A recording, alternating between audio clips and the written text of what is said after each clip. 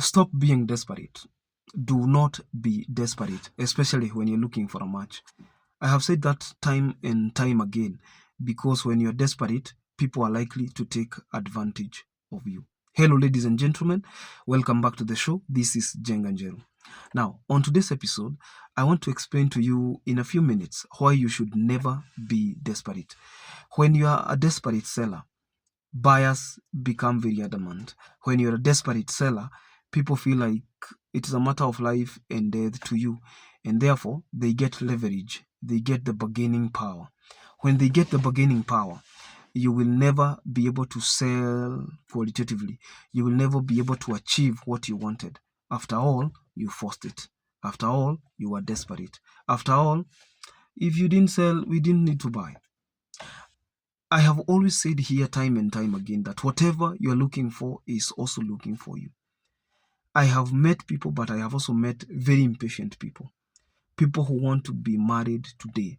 If it is not this guy, I don't want another guy. And maybe that guy is not even interested. That guy is not even looking for somebody like you. You know the law of parallels.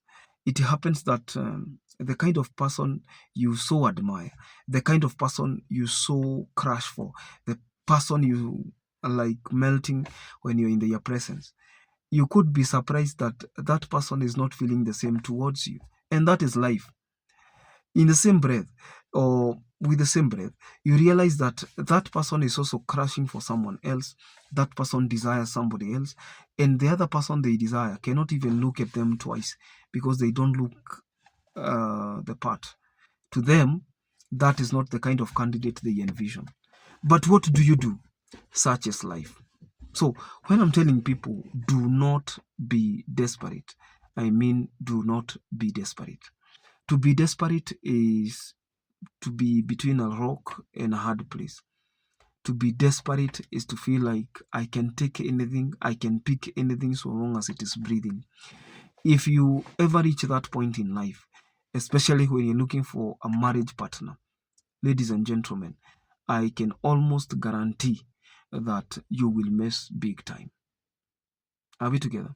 In my next book that we are launching very soon, it's called Ambitious.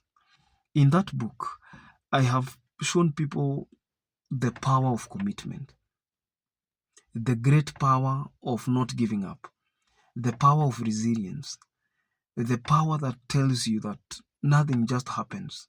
You have to make them happen by fire, by force, by fire, by thunder. That things don't work. Things only work for workers. What you don't sell never, what you don't market never sells rather. That if you're not ambitious, nothing happens. But that ambition has a limit. That ambition has to get boundaries. You're not just looking for anyone. Just because you're ambitious does not mean even lions are ambitious, but they don't eat grass, do they? Are we on the same page, ladies and gentlemen? Some of the things, I'm taking a case in question. Look at the context of Kimani.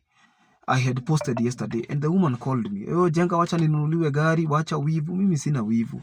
But rules are rules. I didn't make the rules. You are dating a woman for 2 weeks. You have met her once and you have started to procure an Uber car for business written in her names so that she can see commitment. You are bewitched. If you're not bewitched, you're stupid.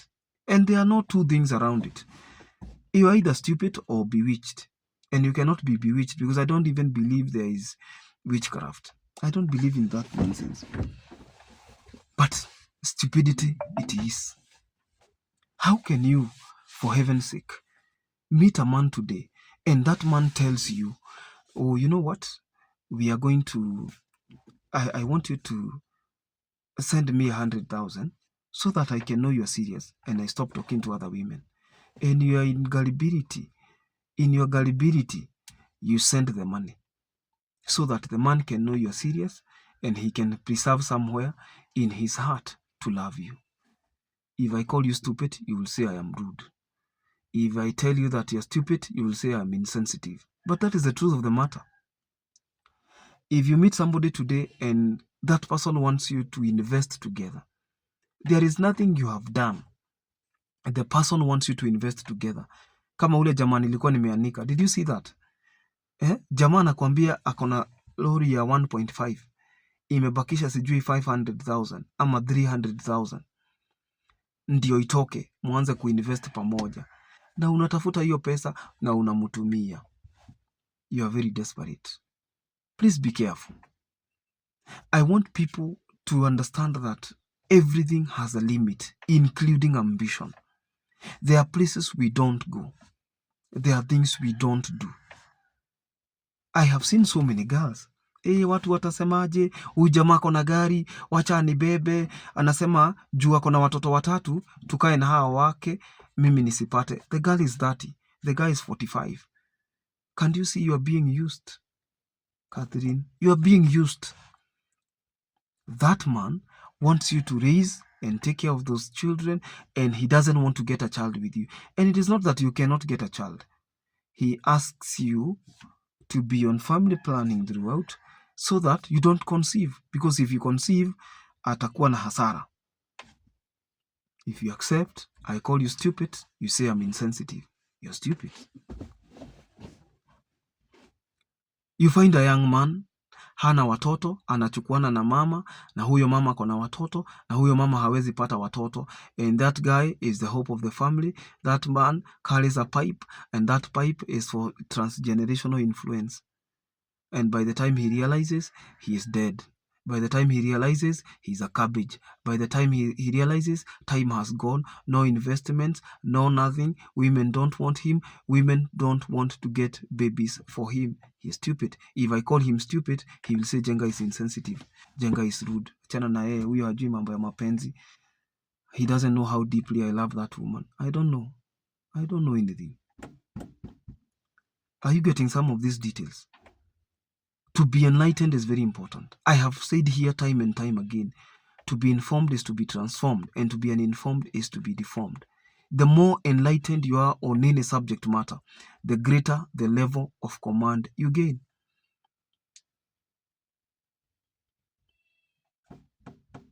You can clearly see this person hatuwezi pelekana. Anakunywa, anaanguka kwa mtaro. Alafu, anakuambia kabisa kabisa. Hakuna kitu amewahi fanya. And anataka mupate watoto. Na hawa watoto wewe hauna.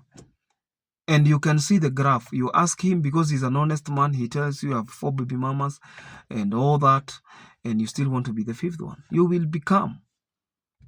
Choices have what class? Choices have consequences. Choices have consequences. You have a career, the other person does not have a career. You are a woman, you are working, your man is not working, you start feeding him, and you know how fast women get tired. You will get very tired. Lakini ushajicommit, I mean. You already committed yourself. You will have yourself to blame. Watu watakucheka, huyu hawezi weka mwanaume. But you saw before you entered. I told you to take your time. You say, hii mapenzi ni moto. But do you listen? No. These are the very elements of desperation that I'm discussing here day in, day out on this podcast. I'm discussing, and for those of you who want to listen, you can listen. You know, I have told men time and time again, it doesn't matter how you look. If you don't have a future, women don't have anything to do with you. There's a very tough law. It was discovered by Sir Charles Darwin. It's called the law of natural selection. And that law is at play. You see, the strong males, the alpha males of every pack, get to give women continuity of a generation. And the alpha males in this context is not so much about body mass and all that. It's about vision. It's about influence. It's about property. It's about provision. It's about generations ahead of you. Nobody wants to sire with a generation, or nobody wants to sire a generation with a man. Not to sire. It's the work of the man to sire. The work of women is to propagate. Nobody wants to get children for a man that cannot be able to leave a legacy. Nobody wants somewhere they cannot actually see the future. And so you may sire with that woman, you may give her babies, and she will leave. You don't have a job as a young man and you want to get married. Alafu unapenda mtu kwa sababu washakuprovidea, she provides, you love her. Alafu unakuja kutuambia utajinyonga akienda. Si ujinyonge.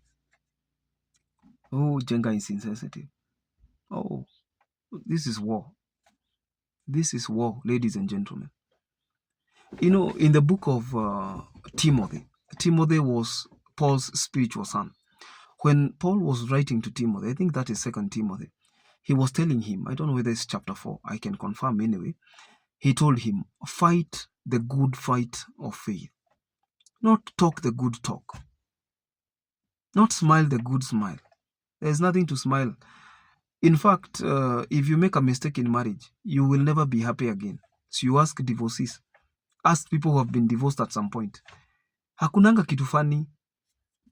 Unaona venye sahi unacheka jokes zake kila kitu, even the ones that are not funny. No matter how funny the joke is, after marriage, if you make the wrong choice, there is nothing else funny. Because you are joking with life. Woe unto you if you choose the wrong way. But when I tell people, let's be patient. Apana! Mimi nimekaa hapo 1 month. Nimekaa 2 months. Look at you and I'm like, okay. We will see. And the person who is telling you that has been single for 5 years, has been single for 10 years, has been single for 15 years. Sahi ndio realize it's a matter of life and death. It's the time they have realized it's an urgent matter. Take these things slowly. Learn your partner. If you don't learn them, you will have yourself to blame. Because of why? Because you will learn that this person was not what they used to say they are. I'm not here to scare you. I'm here to tell you to be disciplined, to respect yourself enough to make the right decision. So that nobody will tell you, mimi kama sikuoi kesho, sioi. And then you say, why? Alisema ni lazima ikue fast. So you walk like a sheep into his house and then you come to face problems later. Go on a date. Check whether that person can provide. I am speaking from the standpoint of a man. Let me tell you, for the women we love, oh boy, for the women we love, we don't allow them to spend anything. They actually spend to surprise us. Let me spare that for the next video, in the mind of a man. If you're every woman, watch that video. I'll see you, ladies and gentlemen, in the next video. Remember to subscribe.